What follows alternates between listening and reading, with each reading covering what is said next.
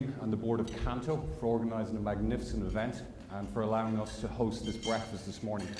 Quite ironic that we're sponsoring a breakfast in a fully inclusive resort, but we did actually have to pay a few dollars for this. We have a short presentation this morning. I know people have a session at 8:30 afterwards.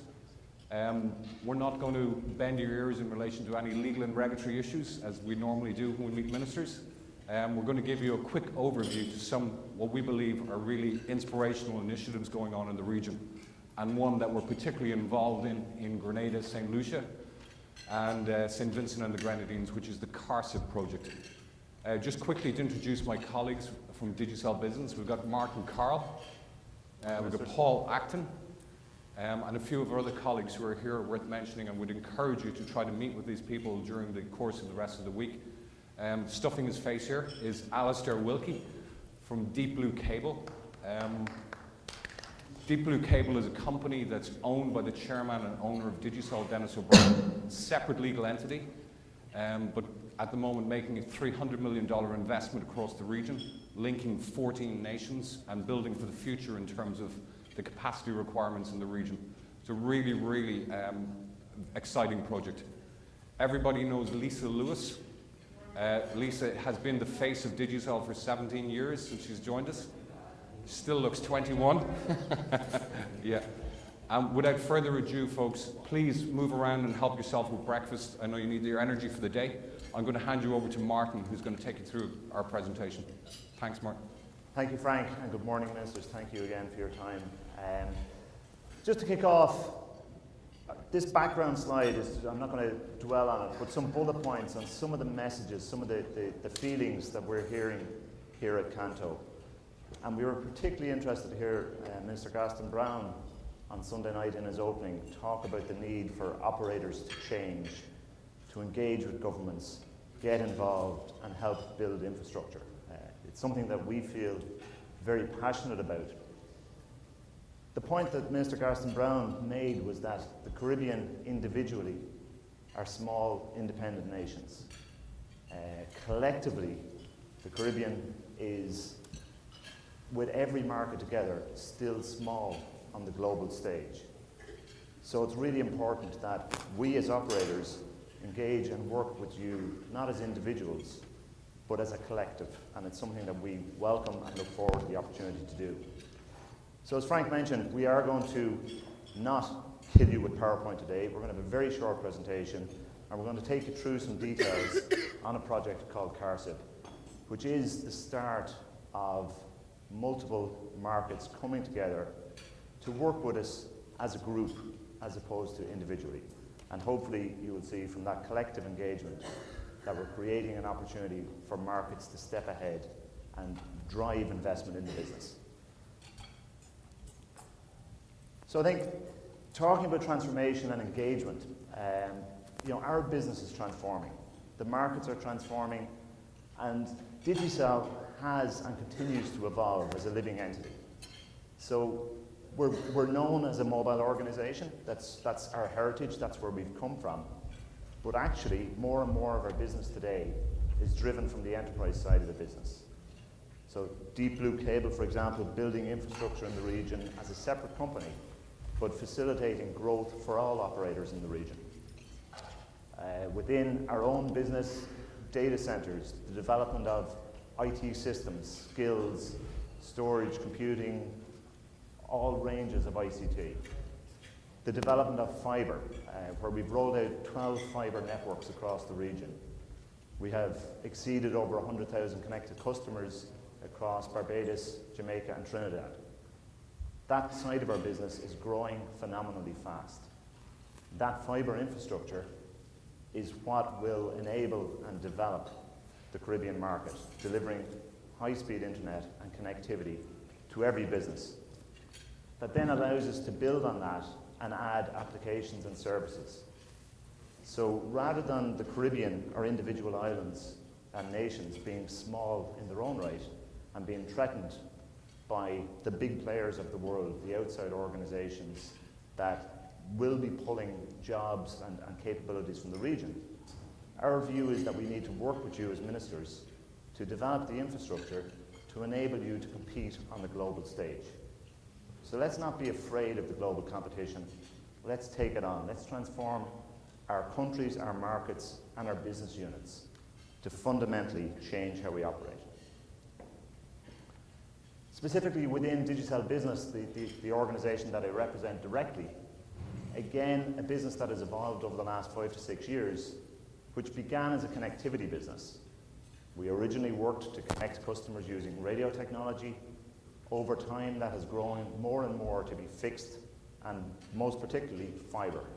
And so within Digicel Business, we don't have any legacy. We've built the business from the ground up.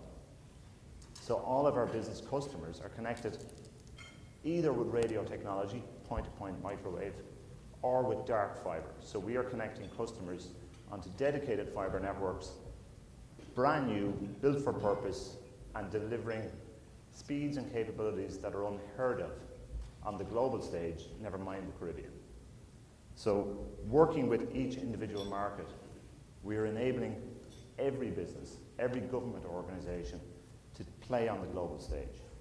And with that connectivity, then come the additional range of services and development, be it cloud, voice, IT services, security, everything that enables any business to operate on the global stage.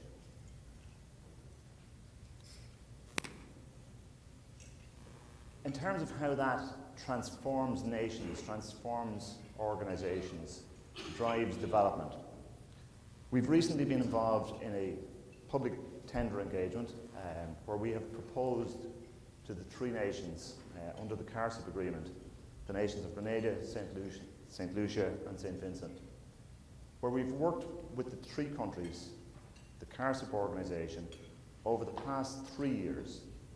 So a very long, detailed, drawn-out process to define a network and a capability to enable these markets to play on the global stage, to make sure that every government unit, every school, every library, every office, every hospital, every minister's environment is connected at the highest available speed to a network that is world-class, resilient, robust, and driving the capability of those markets further ahead.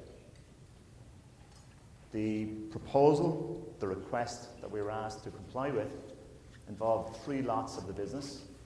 The first lot being a government network, a purpose-built, brand new government network connecting every government office. The second part was on the same infrastructure to enable all additional services such as hospitals, schools, libraries, to have access to that same network. And the third part of that, to have a subsea fibre network that would build and connect these nations to the US, Europe and beyond to deliver global connectivity in a robust and resilient way. So without further ado, I'm going to take you through a little bit of what our proposal looked like. This, as Frank mentioned, is a proposal. It is in the public domain in terms of the fact that we have bid for this business, and it is an ongoing discussion. So what I'm sharing with you today is just simply a high-level overview of how we put the proposal together.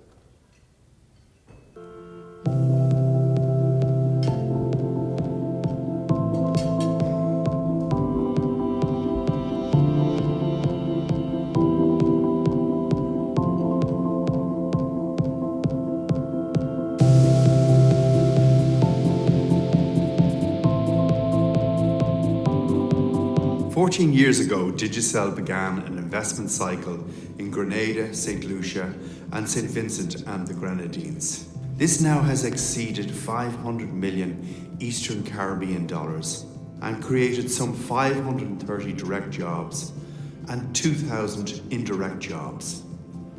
Prior to launching our Digicel services in your 3 countries, we promised to rapidly transform the mobile landscape and bestow far-reaching benefits to every citizen and every business. It has been hugely gratifying to build these 3 large networks from scratch and to break the monopoly in all 3 countries. Digicel is proud of the enormous positive impact we have made to your economies.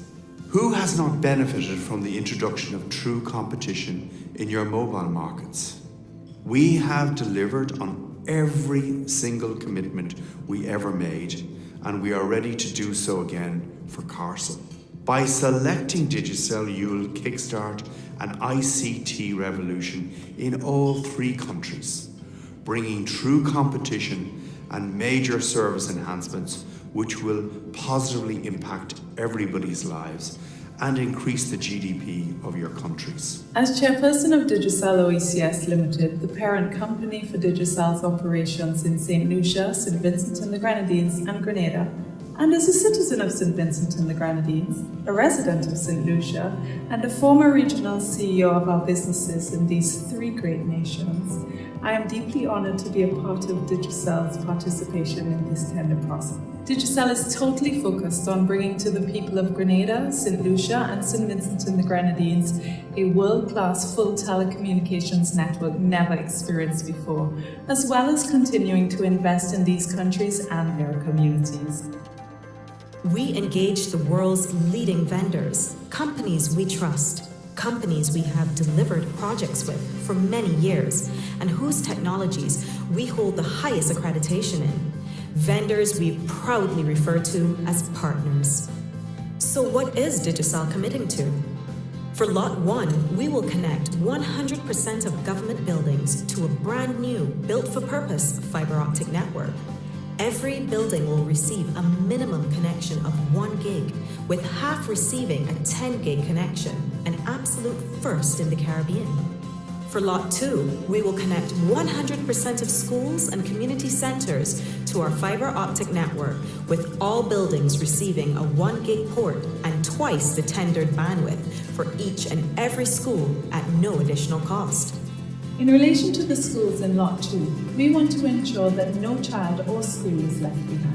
This will mean that the 61 students at the Roblo Combined School in Choiseul will experience the same speed and service as the 700 students at the St. Joseph's Convent in Castries, St. Lucia. And the 30 students in Winwood Pre-Primary School in Carriacou will enjoy an identical experience to the 770 students in Grenada Boys Secondary School in St. George's. There will be no digital divide, and we will deliver ubiquitous service to all. We will guarantee that the children's learning is safe at all times. We're also prepared to deliver the same network to schools across St. Vincent and the Grenadines. Alongside our investment, Digicel will introduce several innovative educational and learning programs, including the Learning Hub, which offers online access to the entire curriculum, and Coda Dojo, allowing students to develop apps for the new ICT world.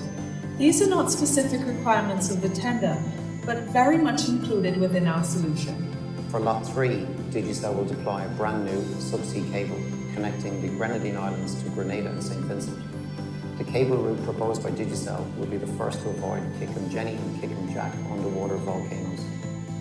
Digicel will also provide full redundancy to this route by fully interconnecting to SCF, the wholly owned Digicel subsea cable network from Grenada to St. Vincent. So why Digicel?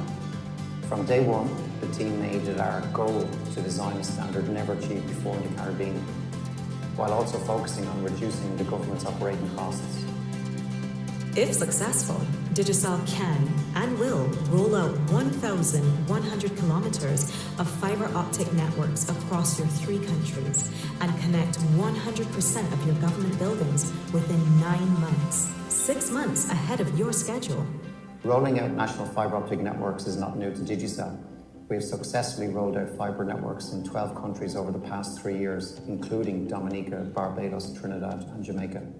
Awarding Digicel the Carcel contract will transform your region, not just all 3 governments, as it will deliver the much needed full infrastructure and service competition across all 3 countries. This Carcel tender process is ambitious and brave, but will set the standard for the governments across the Caribbean. Digicel has placed the maximum focus on our tender submission. We set ourselves the highest standards, and our goal was to exceed the rigorous criteria contained within the tender. On behalf of myself, my board of directors, and all of my colleagues at Digicel, I would like to express our appreciation to the team at CARSIP for your unwavering dedication in undertaking this tender. We wish you every success in concluding this historic and unique process. I give you my personal assurance that Digicel will deliver on each and every one of the commitments we have outlined in our tender response. Thank you.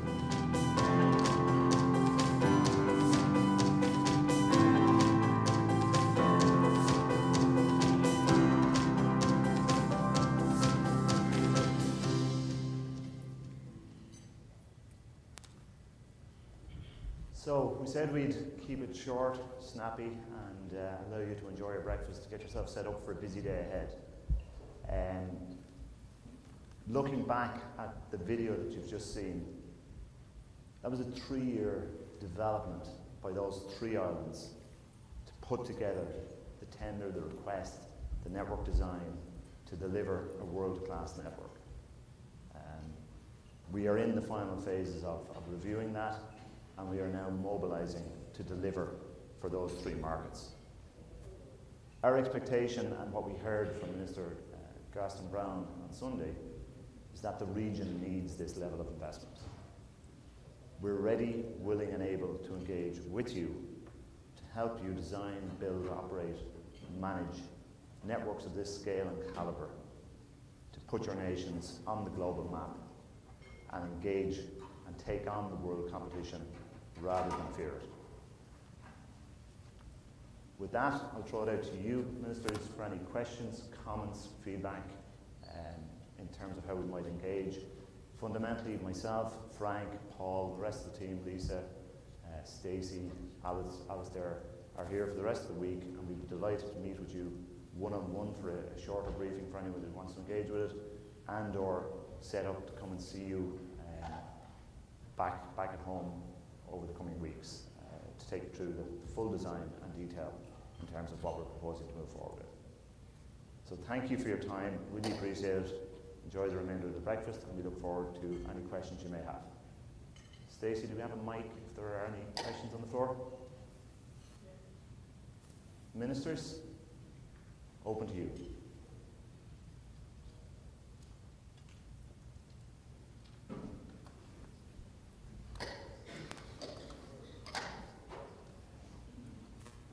Thank you very much. My name is Selby Wilson from the Caribbean Telecommunications Union.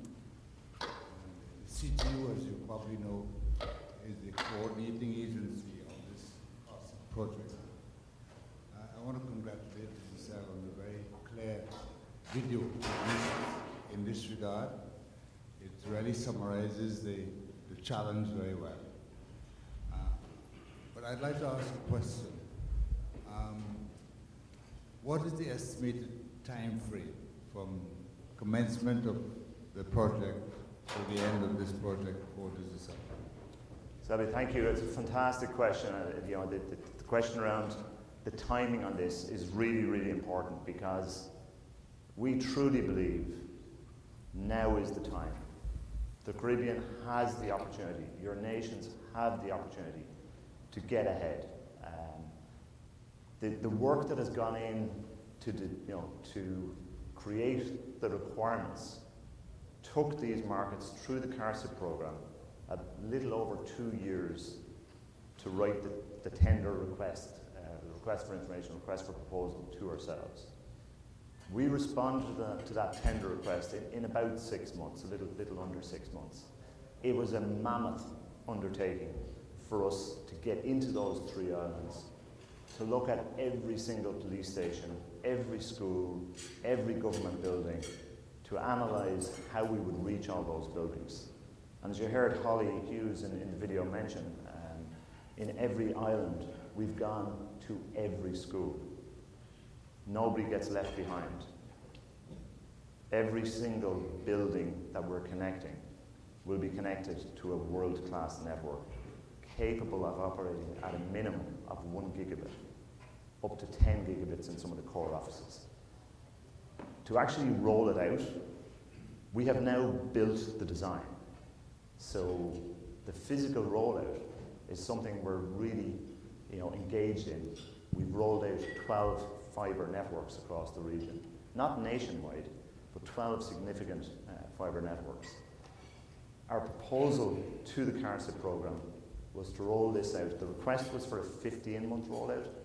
We're proposing to complete that rollout in 9 months.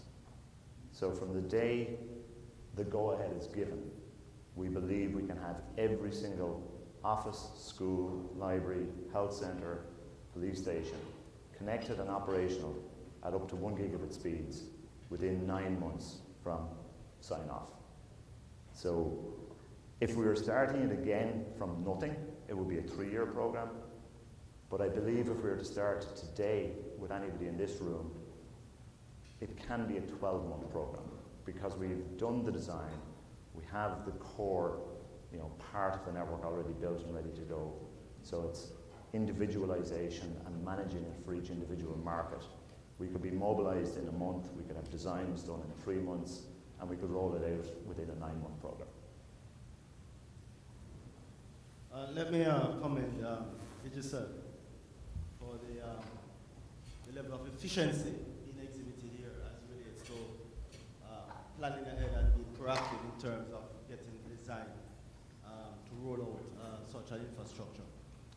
My question to you, though, is from a cost perspective. What is the cost? Are you in a position to indicate to us the cost per megabyte for this service to government institutions and in particular schools relative to the cost to the normal business community? Absolutely. I think it's a fantastic question and thank you for it. Again, it's a point that's really important. The Caribbean has struggled with a lack of scale for a long, long time. And with that lack of scale comes high pricing, okay? Because if there aren't scale networks, it's very expensive to connect each individual customer. So from a business customer perspective, there are prohibitive costs today that make it hard for governments to attract foreign direct investment. When you move at this pace and this scale, you completely change the game. So while it may cost $1,000 for a megabyte of internet in a particular area right now today, in Jamaica, we can deliver a 100 megabyte connection to a home for less than $100. So it's 0.1% of the cost per megabyte when you get to scale. So in terms of this rollout, by the government's embracing and supporting the investment strategy that Digicel will engage with, building that government network enables the economy, not just at the government office level, but right down to individual businesses and onwards to individual homes. So without putting an actual number on it, I can tell you that the potential is there to decrease the cost per megabyte by anything up to a factor of 1,000. Does that answer the question reasonably? Sorry, Paul. I wasn't singing last night, so my voice is strong enough for people to hear me. Paul? I was going to say that it's worth giving consideration to the fact that the legacy infrastructure and technologies that governments and businesses have invested in over years, there is a cost associated with the maintenance and the running of that today. Our approach here is to completely transform and modernize to sort of world-class standard. And very often what we've discovered with the engagements with governments and customers is that the costs that you currently bear today go a very long way towards the contribution of actually modernizing to this sort of world-class infrastructure as well. So really from a investment perspective and a business case, return on investment, this is something we would love to share with you, in a sort of one-to-one environment, but I would be very optimistic that we can demonstrate to you that the investment case for this is incredibly strong. And for a region to look then to modernize their infrastructure, to take it to that world-class infrastructure, gives you the foundational fiber or network infrastructure that's the fabric, right, which brings along the ability then to actually really transform ICT and the contribution that it can make to your markets and the development of it going forward.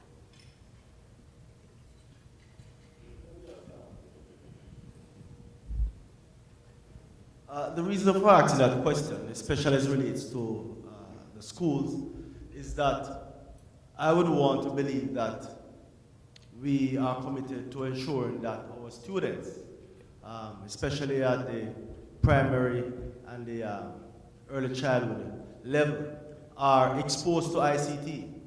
And we would not want the cost to be a deterrent in that regard. And as such, I would have hoped, or I'm hoping, that Digicel and other operators within the region would consider a reduced or tiered approach to costing access for our schools.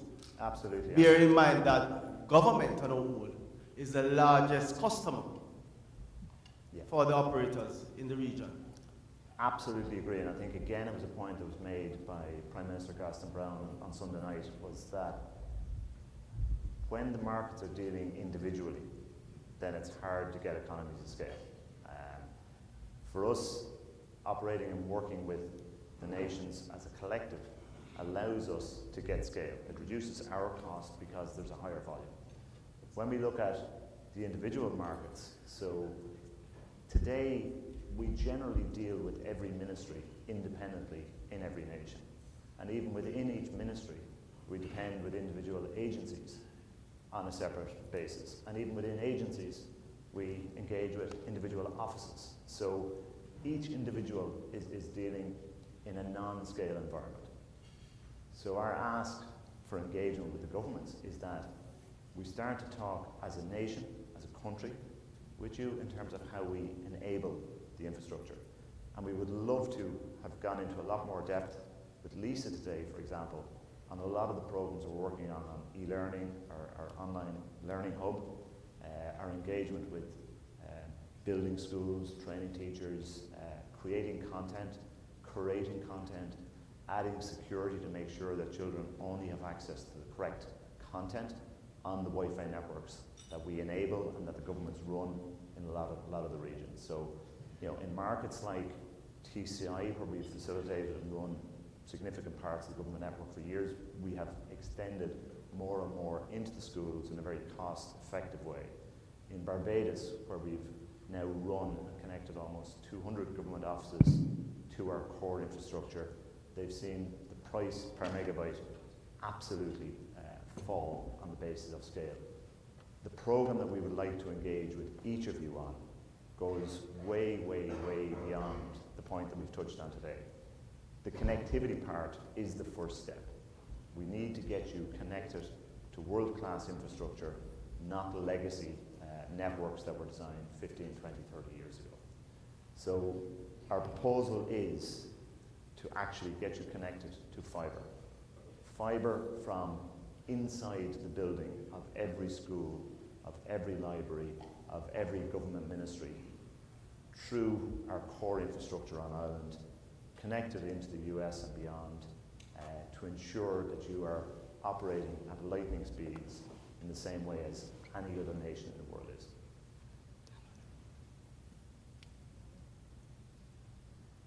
Any further questions? Yes.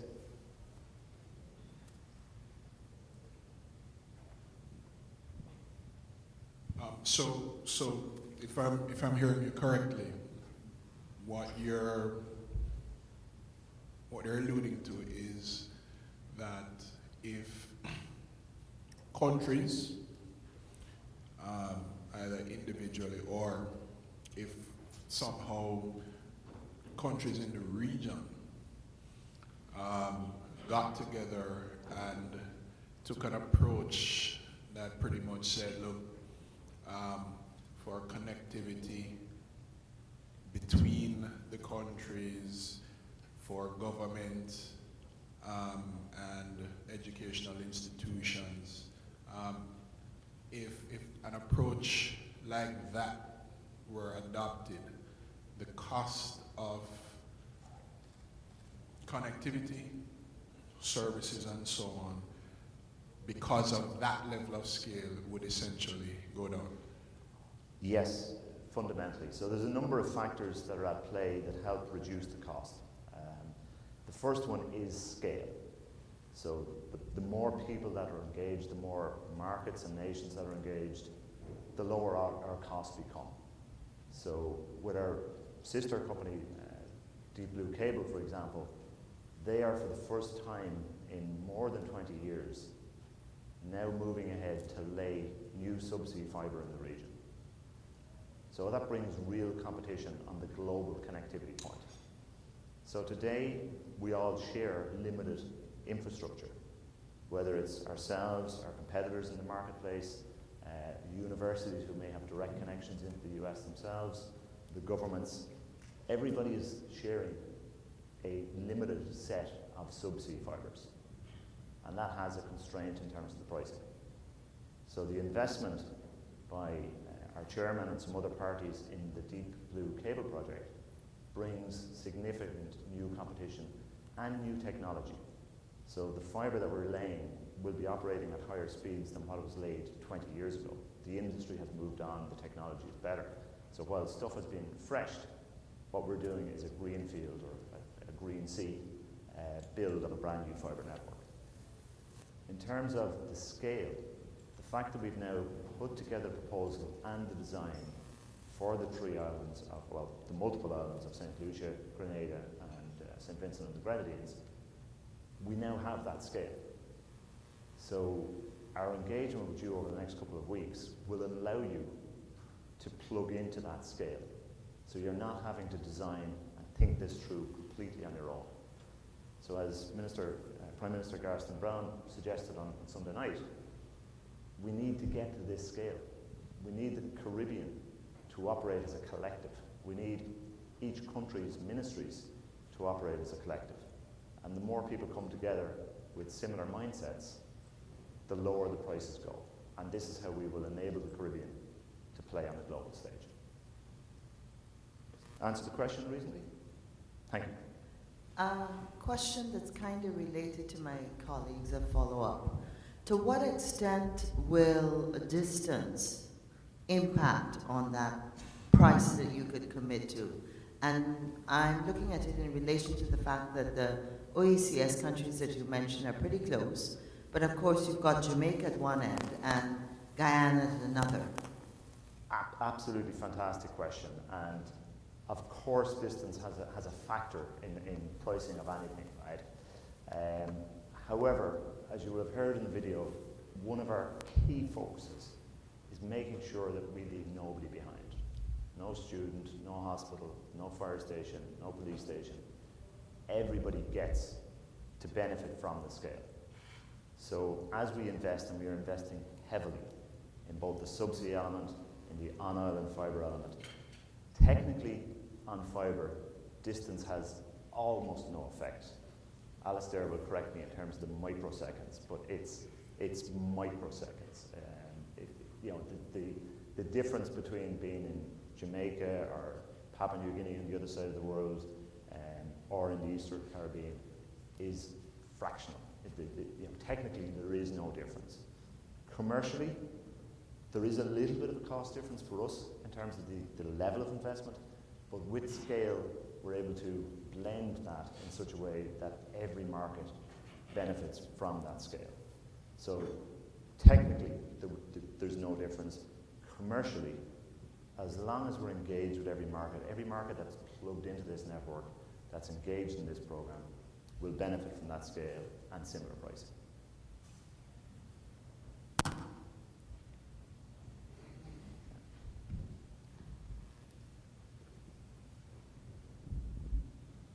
Again, I'd like to join with my colleague ministers in commending Digicel for a very clear and inviting presentation. Thank you.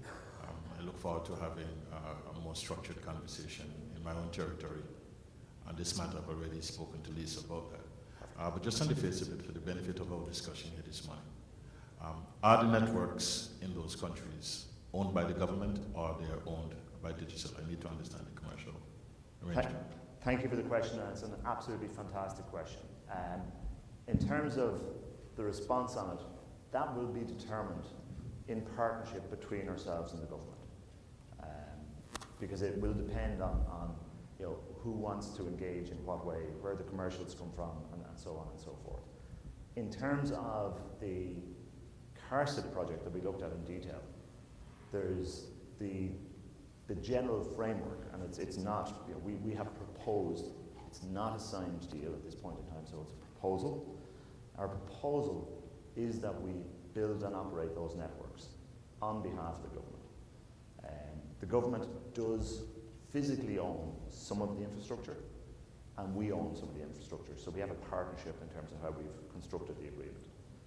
But we're completely open and ready, willing and able to sit down with everybody in the room, with every ministry, with every government, to work through what's right for your market.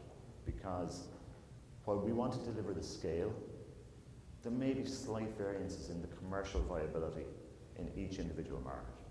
And that will be determined between us in terms of what's the right way to do it. In some markets, the market may want to own and operate the network and subcontract us to do it. In other markets, the government may say, we're not a network operator. We just want to know that our government offices, our enterprises, our schools, and our homes have access to world-class technology. So to answer the question, it's to be agreed on an individual, nation-by-nation basis in terms of what's commercially the best answer for everybody. But it is in partnership, I think is the key word I would use. Frank, I don't know if you want to add any thoughts on that? No. Yeah.